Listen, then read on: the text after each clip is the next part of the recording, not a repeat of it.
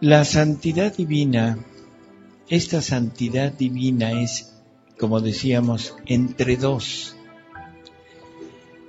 Y a veces nos cuesta mucho trabajo poder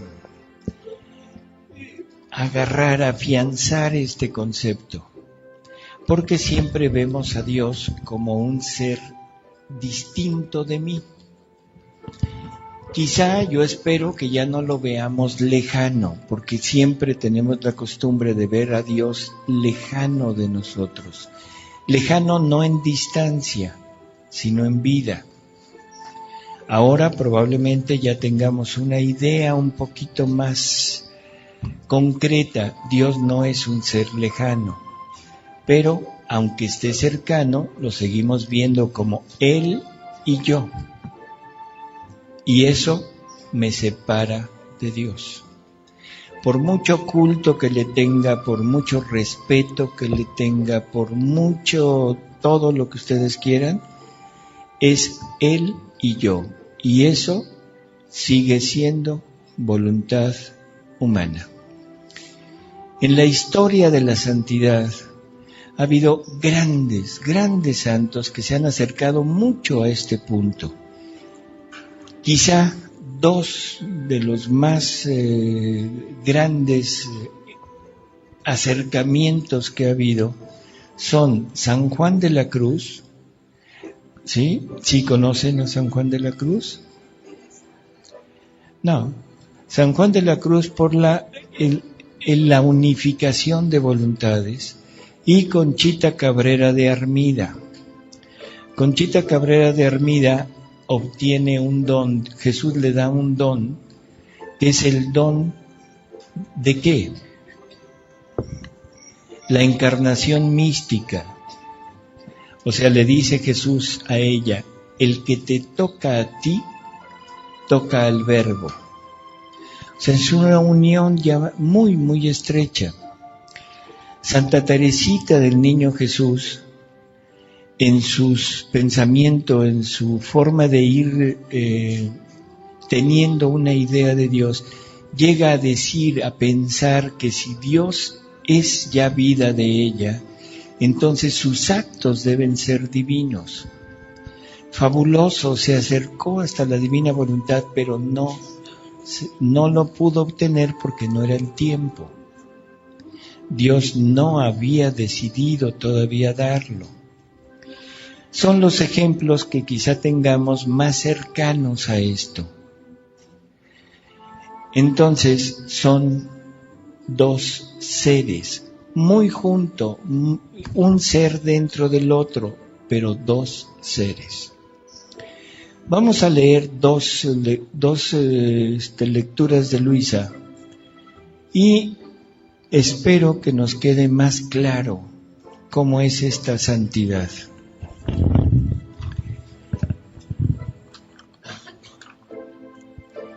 Omito la parte de Luisa y todo y dice, entre las divinas personas, está hablando Jesús, no tenemos necesidad de hablarnos para entendernos. En la creación quise usar la palabra y dije fiat, y las cosas fueron hechas. A este fiat ataba y daba el poder para que las criaturas tuvieran la palabra para entenderse.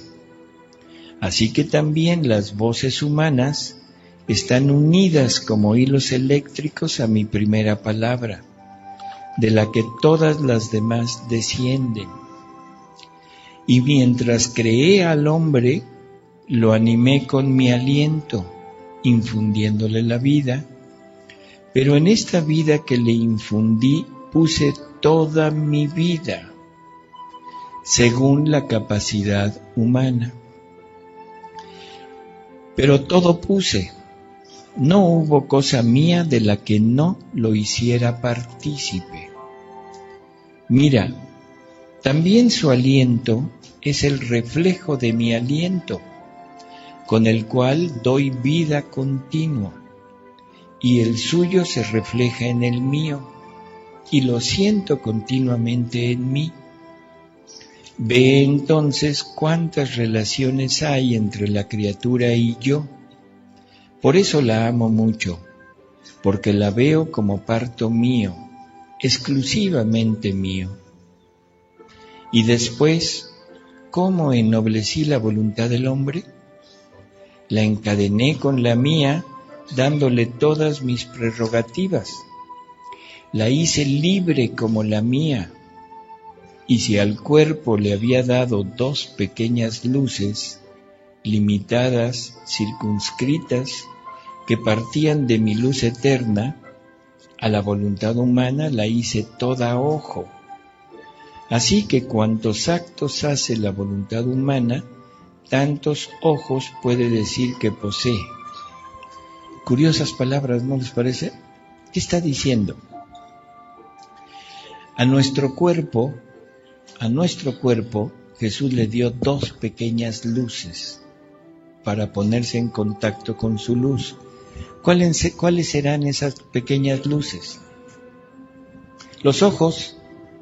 O sea, nosotros tenemos cierta capacidad de percibir luz. Y si recurrimos a las palabras de San Pablo, que todos los atributos de Dios están manifiestos en las cosas creadas, deberíamos, por medio de estos ojos, empezar a entender, a comprender y a conocer a Dios. Pero dice, esto fue al cuerpo, pero al alma la hice toda ojo.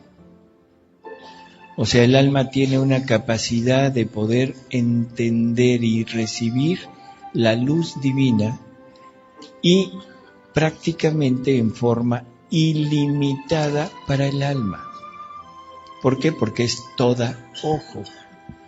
Y no se queda ahí, sino que cada acto que esta alma realiza en la voluntad de Dios se convierte en un ojo.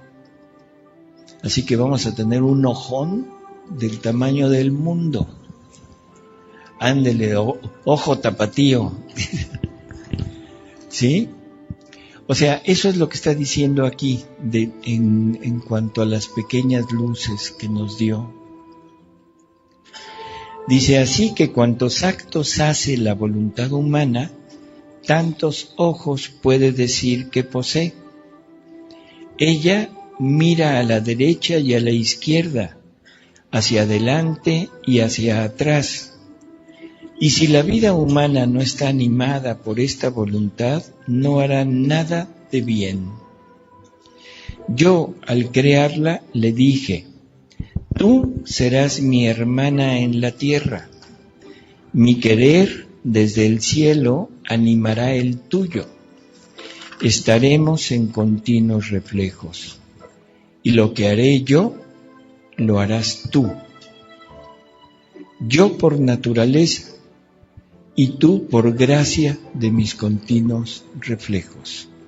Y aquí ya empezamos a ver cosas más problemáticas para entender. Lo que Dios hace, porque es su naturaleza, porque son sus obras, ahora el alma que vive en la divina voluntad lo hace junto con Él. Y el alma que vive en la divina voluntad está creando junto con Jesús. Está redimiendo junto con Jesús. Está santificando junto con Jesús. Está haciendo lo que Jesús hace. Y probablemente en sus mentes ya saltó ahorita una duda. Yo dije que cuando Jesús está creando, ¿quién creó todas las cosas? La creación se le atribuye al Padre, ¿verdad? ¿Y qué tal si les digo que se equivocaron? No, no es cierto. O sea, nada más les voy a decir sí y no. Sí y no. Y ese es tema de otro retiro.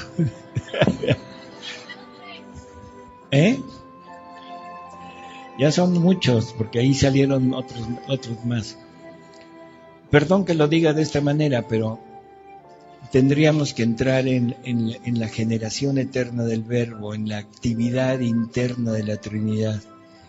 Simplemente vamos a quedarnos con esta idea. Jesús se está achacando a sí mismo la creación, aunque es del Padre. ¿De acuerdo? Bueno. Dice, lo que yo hago por naturaleza, ustedes lo pueden hacer si se deciden a vivir en la divina voluntad. Y todo lo que Dios es por naturaleza, ustedes pueden llegar a hacerlo por gracia, si Él se los da. Pero no se los va a dar gratuitamente. Se tienen que disponer a eso. Y ya ayer hablamos de qué significa el disponerse, ¿verdad? ¿Qué significa? Sufrimiento. Y ahí es cuando, como dicen vulgarmente, donde la puerca torció el rabo. Porque no aceptamos el sufrimiento. Y el sufrimiento es la renuncia a lo nuestro. Entonces, lo que haré yo lo harás tú, yo por naturaleza y tú por gracia de mis continuos reflejos. Te seguiré como sombra, no te dejaré jamás. Al crear a la criatura, mi única finalidad fue que ella hiciera en todo mi querer. Con esto quería dar a la existencia nuevos partos de mí mismo.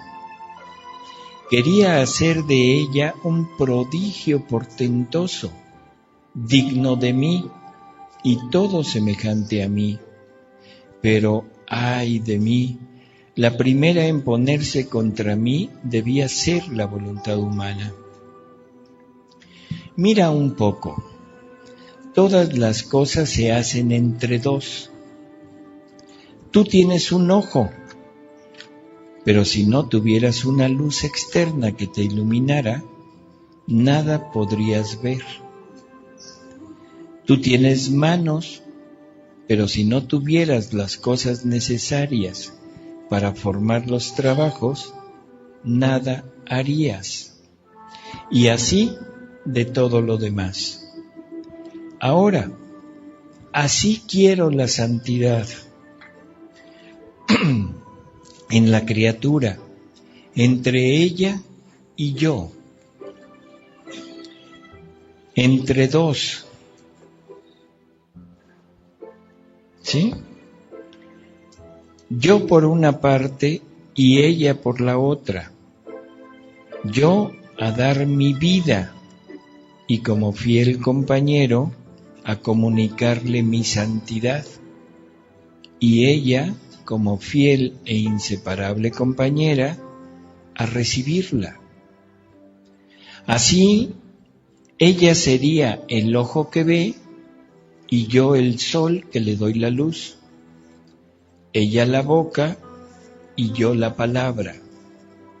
Ella las manos y yo que le suministro el trabajo para obrar.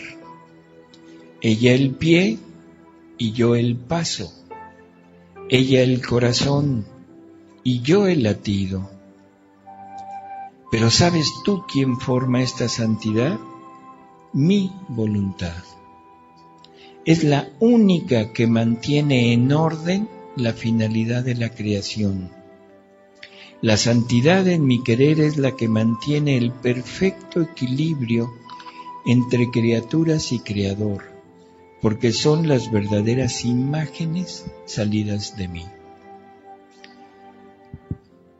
Él en dar su santidad, pero yo en tomarla. Nos vamos a seguir ahorita en la siguiente lectura, que es complemento de esta, para tener todo el panorama y poder platicar un poco. Dice, hija mía, mi divina voluntad es latido sin corazón. La criatura es corazón. Ella es el latido. Mira qué unión inseparable hay entre mi fiat y la criatura.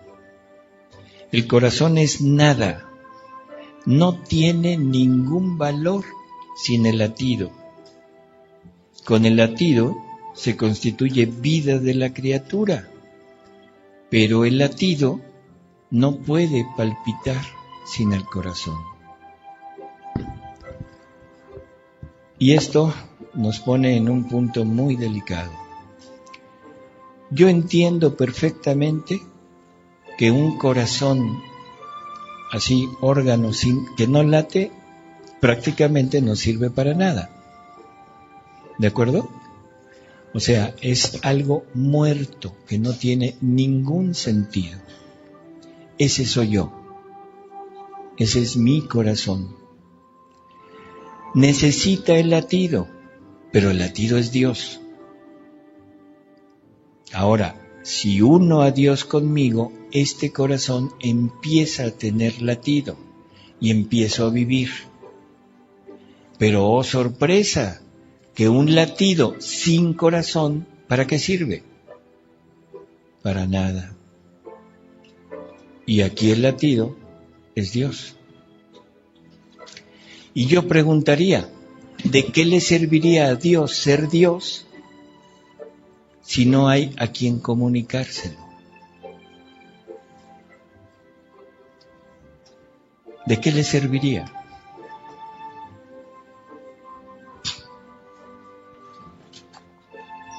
¿Nadie se anima a que le diga está equivocado?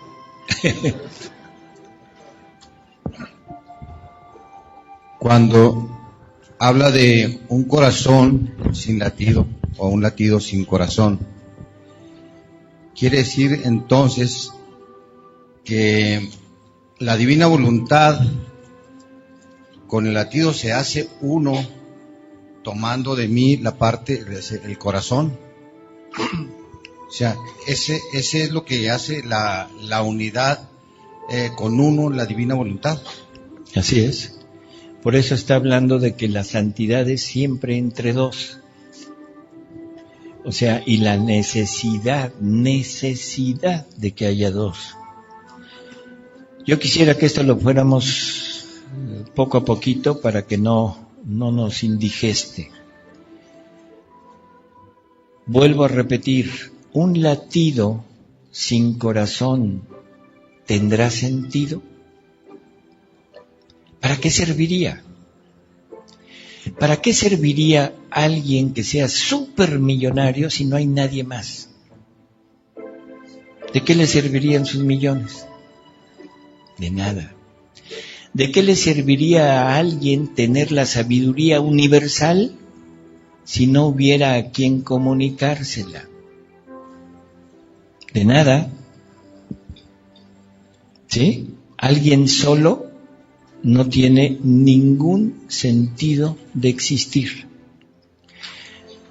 En esto que estamos empezando a oír, empezamos a oír la verdad de Dios, de que quiere esta santidad, porque quiere compartirnos de lo suyo para poder estar, ¿cómo diríamos?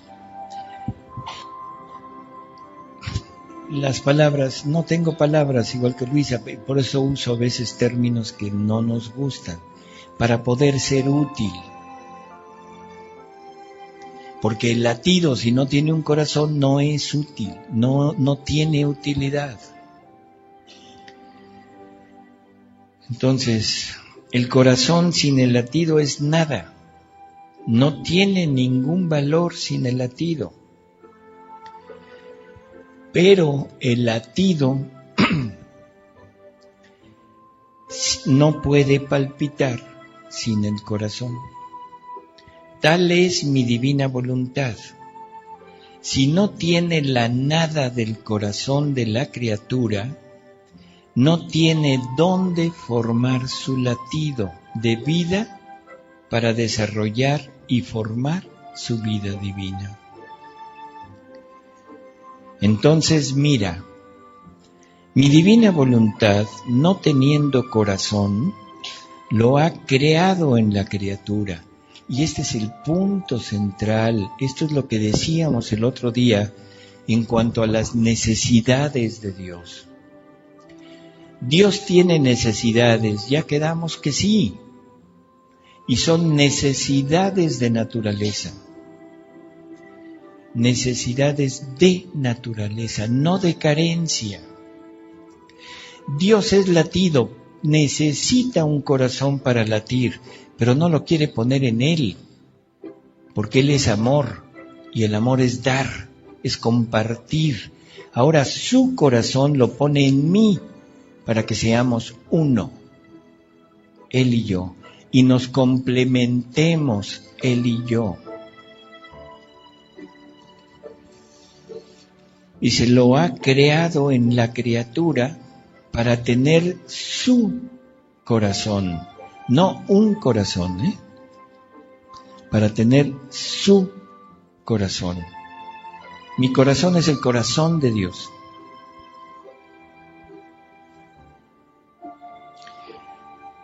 Para tener su corazón donde poder formar su latido. Además de esto, mi divina voluntad es respiro sin cuerpo. La criatura es el cuerpo. Ella, la divina voluntad, es el respiro.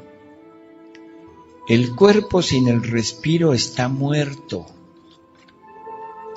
Así que quien forma el respiro de la criatura es mi divina voluntad. Por eso se puede decir, el cuerpo de ella, de la divina voluntad, es el de la criatura. Es el de la criatura. Y el respiro de la criatura es el de mi voluntad. Otra vez, esa imagen de unidad.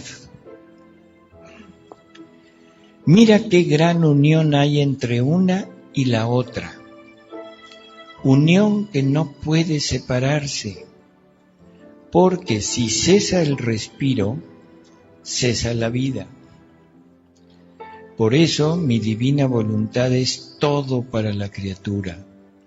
Es palabra sin boca, es luz sin ojo, es oído sin orejas, es obra sin manos, es paso sin pies, y por eso el alma que vive en mi querer divino le sirve de boca, de ojo, de orejas, de manos y de pies. Ella, la divina voluntad, se restringe para encerrarse en la criatura, mientras permanece inmensa y victoriosa, forma en ella su reino, sirviéndose de ella como si fuese su cuerpo, donde late, respira, habla, obra, camina, etc. ¿Quién es el primer ser humano creado? Jesús. Vaya, muy bien. Por fin puedo decir sí. Así es sí, es Jesús. Y en Jesús es donde se da esto. Para que entendamos qué es la humanidad de Jesús. Para que entendamos que Jesús no viene a tomar una humanidad que no le corresponde. Que esa es la idea de que el Verbo encarnado toma una humanidad, se humilla a tomar una humanidad. No, ningún se humilla, es su humanidad. Una humanidad creada perfectamente para que la divinidad pueda desarrollar sus acciones fuera de la Trinidad. En la Trinidad no hay necesidad de palabras, como lo oímos hace un momento. Pero cuando la criatura está fuera de la Trinidad, ahora necesita hablar. La divina voluntad es palabra y se crea su boca en la boca de Jesús. La divinidad no necesita pies para estar en todos lados por su omnipresencia. Pero estando fuera, ese paso de la divina voluntad necesita un pie y lo crea en los pies de Jesús. Y así, todo lo demás. Ahora Jesús ya es el vehículo, entre comillas, perfecto para que la divinidad pueda desarrollar todo lo que ella es, pero fuera. ¿Sí se entiende eso de fuera? Y ahora nos quiere a nosotros igual que Él. Por eso es necesario que tengamos a Jesús en nosotros. Porque ahora, teniendo yo a Jesús en mí, tengo todo esto. Teniendo a Jesús en mí, puedo decir que esto que está haciendo la divinidad en la humanidad, en su propia humanidad, ahora se repite en mí. Esta es la santidad divina. A esto debemos llegar, a esto, a esa intimidad, no a estar junto a Dios, no a tener a Dios en mí, porque teniéndolo en mí todavía somos dos. Ya habíamos comentado lo de San Pablo, ¿se acuerdan? Ya no soy yo quien vive, es Jesús quien vive en mí. ¿Se acuerdan de esas palabras? ¿Y qué dijo después San Pablo? Pues eso sí, pero ¿y después qué tuvo que decir? ¿Quién me librará de este hombre viejo que no me deja hacer el bien que quiero y me lleva a hacer el mal que no quiero? Entonces la pregunta es, ¿sería esta unidad? No, era un Jesús que moraba en él, sí, totalmente de acuerdo, pero era un Jesús que estaba compartiendo con San Pablo, pero no era la vida de San Pablo, era una santidad humana, tan grande que fue elevado al tercer cielo, tan grande que oyó palabras y vio cosas inefables que Dios tiene preparadas para todo aquel que lo ama. ¿Qué habrá oído y qué habrá visto San Pablo? Esto, pero no lo entendió porque él dijo, no tengo la menor idea de lo que vi. Cosas grandiosas, sí, pero ¿qué es? ¿Quién sabe?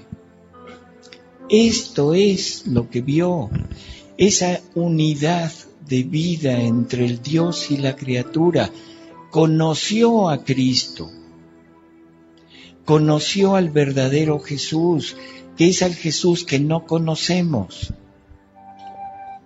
Todos nosotros pensamos que conocemos a Jesús. Y entonces la pregunta, creo que ya se las hice, ¿qué hacía la segunda persona de la Trinidad cuando Jesús, bebé, mamaba del seno de María? ¿Qué hacía? ¿Quién sabe? ¿Qué hacía la divinidad cuando Jesús niño correteaba? ¿Quién sabe? ¿Qué hacía la divinidad cuando Jesús, hombre, le ayudaba a San José a hacer una silla? Pues quién sabe. ¿Sí me explico? O sea, no conocemos a este Jesús pleno, y eso nos lo dice Jesús, que ya lo dijimos también. Cuando venga el Espíritu de verdad, Él los va a conducir hasta la verdad plena. La verdad es Jesús, yo soy el camino, la verdad y la vida. La verdad plena quiere decir el completo de esto, al Jesús completo. ¿Y eso qué quiere decir? Que lo que conozco ahorita de Jesús no es completo. Este es el Jesús completo. Así que todo esto que estamos oyendo, no lo apliquemos a nosotros. Apliquémoslo al hombre, que el hombre es Jesús. Jesús es la humanidad de Dios. Una humanidad que Dios se forma en este sentido, para poder expresarse, para poder ver, para poder caminar, para poder obrar, para todo, para poder desarrollar todas sus acciones, pero fuera de la Trinidad. ¿De acuerdo? Y ahora lo quiere compartir, pero para compartirlo necesitamos a Jesús como vida. Ahora Jesús se debe convertir en mi vida para poder disfrutar de todo esto. Ahora, si esto lo hiciera yo realidad, si ahorita yo estuviera viviendo en la divina voluntad, ¿realmente estaría yo hablando o estaría hablando Jesús? Jesús. ¿Estaría yo viendo o sería Jesús quien los estuviera viendo? Jesús. ¿Estaría yo caminando o sería Jesús caminando? Jesús. Todo sería Jesús. Y si todo es Jesús, todo lo que Jesús contiene lo contengo yo. Eso es algo que nunca, no importa lo que hagamos, lo podríamos lograr. Nunca podríamos llegar a una santidad de este tipo. No importa el movimiento, la congregación o lo que quiera que hagan. No se puede lograr porque es vida divina. Y el único que me puede comunicar vida divina es Jesús. ¿Sí? Convirtiéndome en Jesús. ¿Qué pasa con los santos que declararon, ya no soy yo quien vive en mí, sino Cristo el que vive en mí?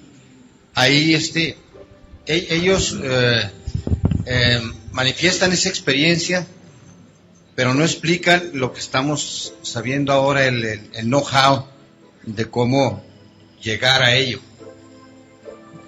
Eso lo vivieron. ¿Es el know-how o el enojao?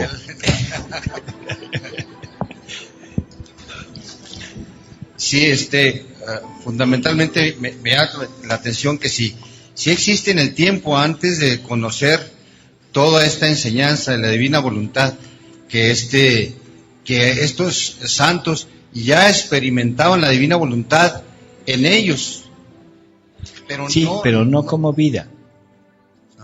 No como vida. Decían, es Cristo quien vive en mí. Ya no soy yo quien vive en mí, sino Cristo quien vive en mí. Entonces, de alguna manera yo entiendo. A ver, vamos a poner un ejemplo. Ajá. ¿Se acuerdan del pasaje de la tormenta en el mar? Ahí con los grandes marineros de los apóstoles. ¿Sí? Bueno, vamos a recrear ese pasaje. ¿Quién era Jesús para ellos? El maestro, ya sabían que era divino, que era Dios, era todo para ellos. Habían abandonado todo por su Jesús. ¿Sí? ¿Quiénes eran ellos? Los hombres rudos, pescadores de toda la vida, los expertos en el mar. Van a alguna parte, donde sea, y van en barco. Entonces llegan y, maestro, por favor, pásale. Casi le extienden ahí su ropa para que pise, que no se ensucie. ¿Y qué le dicen? Maestro, mira, aquí, sentadito aquí. Para que estés cómodo, maestro, porque mira, esta silla está mullida. No es cierto, es bilámina, pero para la del maestro sí, está mullida. Y que estés aquí, tranquilo, mientras nosotros guiamos la barca. ¿Qué le estarán diciendo? No estorbes, no estorbes. Maestro, tú eres divino, tú eres lo máximo, tú eres Dios, tú eres todo. Pero los marineros somos nosotros. ¿Sí? Yo soy el que tiene aquí el conocimiento del mar. Así que por favor, sentadito te ves más bonito. Aquí. Y te tomamos foto. Listo. Ahí se quedó Jesús y Jesús ha de haber dicho, ahorita van a ver. Entonces nomás le eché un chiflido al viento y dice, órale, duro con ellos. Y se hace el dormido. No estaba dormido, se estaba haciendo. Y los apóstoles, muy duchos en el mar, empiezan a luchar contra la tormenta. Y entonces Jesús dice, más fuerte, y órale, y duro. Hasta que por fin los apóstoles de repente dicen, en la torre nos vamos a hundir. ¿Y qué pasa? Corren con el maestro y lo encuentran dormido. ¿Cómo? Nosotros hundiéndonos y tú aquí dormidote. O sea, en forma así. ¿Qué pasa? Hombres de poca fe. Y esto pensamos que fue un pasaje del Evangelio, un pasaje de la vida de Jesús. ¿Se habrá vuelto a repetir? Todos los días en toda nuestra vida. Cada vez que amanece, nos paramos y nos encomendamos a Dios, ¿sí? Quizá vamos a misa, a lo mejor comulgamos y tenemos a Jesús en nosotros, ¿sí? Pero ¿qué le decimos? Mira, maestro, quieto, quieto. Aquí sentadito, no te me alebrestes. Aquí, no me salgas con tus cosas de que sé bueno y todo. Tú no sabes quiénes son estos.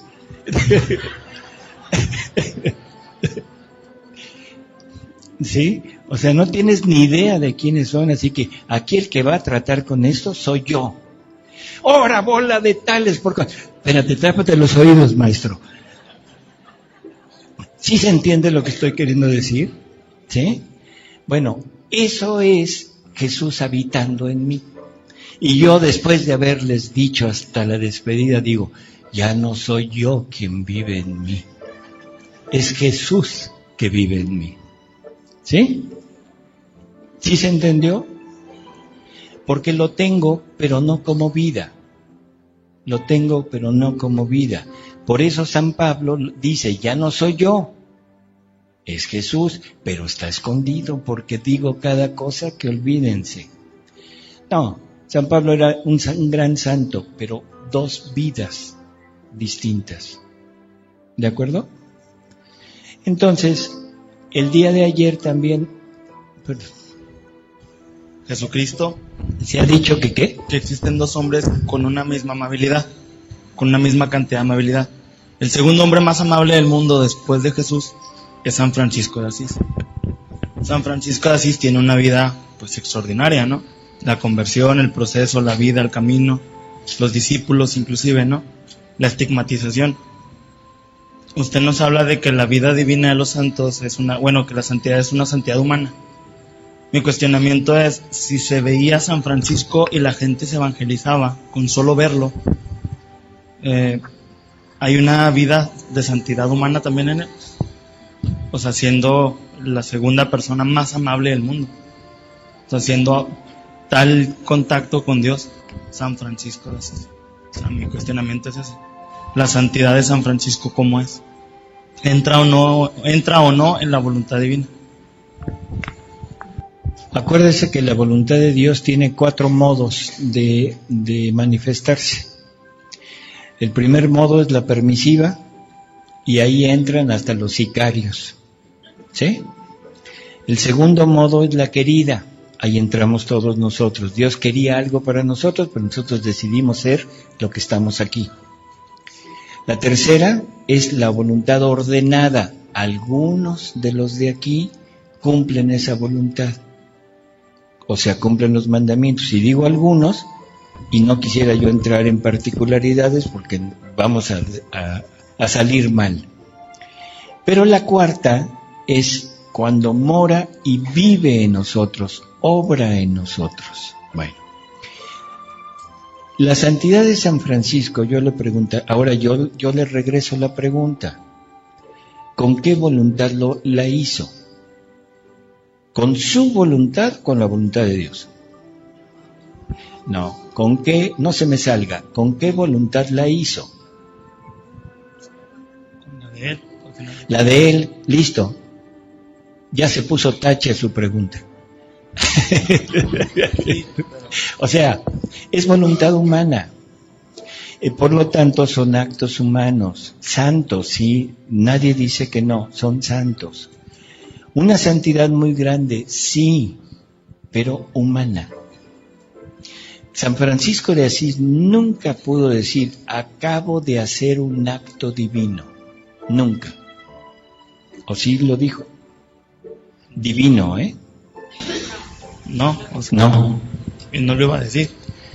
No lo iba a decir, es San Francisco. O sea, la humildad franciscana. O sea, aunque lo pudiera haber hecho, no hecho, San Francisco no lo hubiera dicho. Es San Francisco.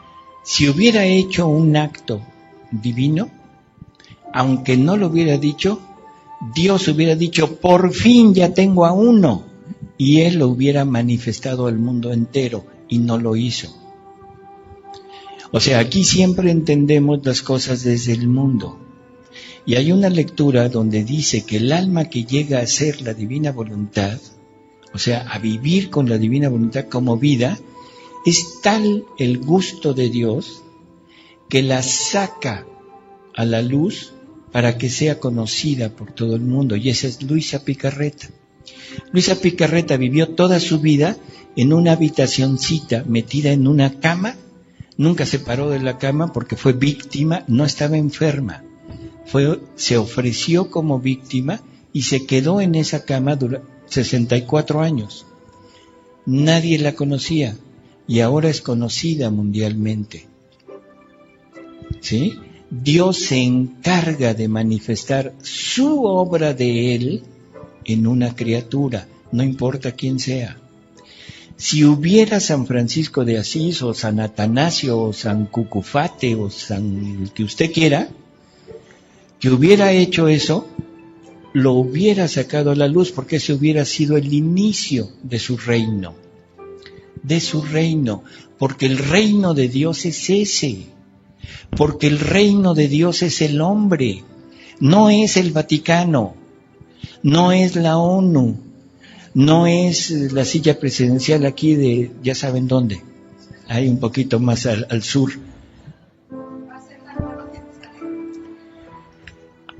La Nueva Jerusalén, ¿está usted hablando de la que baja al mundo? Cuando la segunda venida, la parucía de Jesús. ¿Está usted hablando del pasado? Pero la segunda venida. ¿Está usted hablando del pasado? Pero todavía no viene. ¡Qué atrasada de noticias está esta mujer! Ya hay una cosa que se llama televisión. Por favor, la segunda venida, bueno, son 3 venidas de Jesús, ¿de acuerdo? La primera venida es a la que conocemos, que viene en forma pasible. La segunda venida es en gloria y viene a reinar, y esa empezó en el momento de la resurrección, ¿no sabía? Hombre, regalen un libro a esta mujer. Jesús resucita en gloria, impasible. Ahí empezó la segunda venida de Jesús, pero es una segunda venida que se extiende en el tiempo y se hace manifiesta en Luisa Picarreta. Espéreme tantito. O sea, se extiende en el tiempo y se hace manifiesta en Luisa Picarreta. Porque ahora ese reinado de Jesús, o sea, ya está la segunda venida, pero todavía no reina. Y no ha reinado, no ha reinado, no ha reinado, no ha reinado. Tan no ha reinado que lo seguimos pidiendo todos los días. Padre nuestro que estás en los cielos, ¿sí? Ahora, en Luisa Picarreta se consuma esa segunda venida y ahí empieza su reino. Ahí. Ya está el reino de Dios en la tierra, ya. Ahora nosotros podemos tomar de ese reino y adherirnos a ese reino para hacerlo crecer. Pero la segunda venida ya pasó. Es en forma espiritual, no es en forma visible. No va a haber el rapto que dicen nuestros hermanos protestantes. No de repente vamos a desaparecer y nada más va a quedar mi ropa. No. Es Jesús reinando en mí. Y ese es tema de otro retiro, el reino, ¿eh? O sea, la segunda venida ya está. La única venida lo único que falta es que se extienda el reino. Y esa es la Jerusalén celestial. El Apocalipsis es la narración de la historia de la humanidad. El ángel aquel que está parado con un libro en la mano y que le dice el guía a San Juan, toma el libro y cómelo, te será muy dulce pero te va a amargar las entrañas. Esa es Luisa Picarreta. El librito es lo que tienen en las manos, el libro de cielo. Esas son las enseñanzas de este vivir. ¿De acuerdo?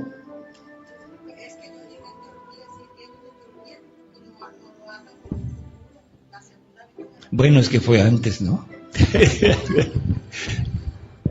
No, es que, mire, todas estas cosas se han entendido muy mal, tan mal, que cambiaron la Biblia. ¿Sabía eso? No, el quién no se dice. Pero la Biblia está cambiada. Hay dos pasajes de San Pablo donde San Pablo habla de una venida de Jesús. En uno de ellos habla de la segunda venida y el otro habla del fin del mundo. En uno, en la venida para reinar, dice, no todos moriremos, pero todos seremos transformados. En la otra dice que hijo, no recuerdo las palabras, ahorita se lo leo, pero da a entender lo contrario. ¿Sí? Cuando San Pablo dice, no todos moriremos, está poniendo que va a haber algunos que van a permanecer vivos hasta el momento de la venida de Jesús. En el otro dice que todos, cuando hayamos resucitado, entonces seremos transformados, algo así. Ahí da por hecho que todos van a morir. Entonces, alguien, ese innombrable que no se dice quién, dijo, esto está mal, porque se contradicen. Y hay algo que se llama analogía fidei, que dice que no se pueden contradecir. Entonces, ¿qué cree? La solución más sencilla de plumazo. El hecho de no morir y de permanecer hasta el final, hasta el juicio final, eso contradice la ley de la muerte. Y es una ley universal que no se puede omitir. No hay nadie, y nadie así recalcado, lo digo con toda intención, nadie que haya llegado al otro lado sin morir. ¿De acuerdo? Nadie.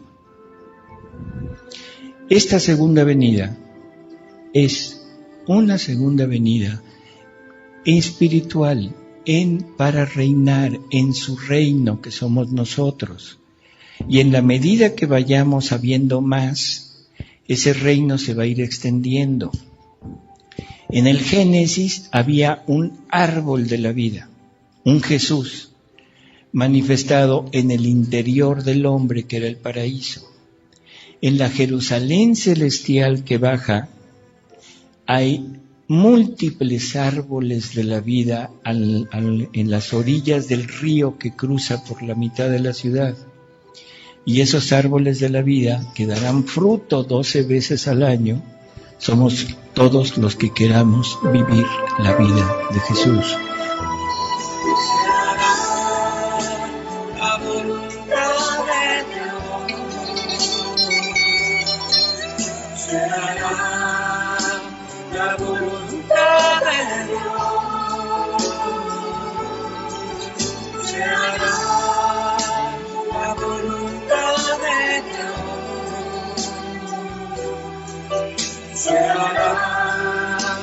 la voluntad de Dios.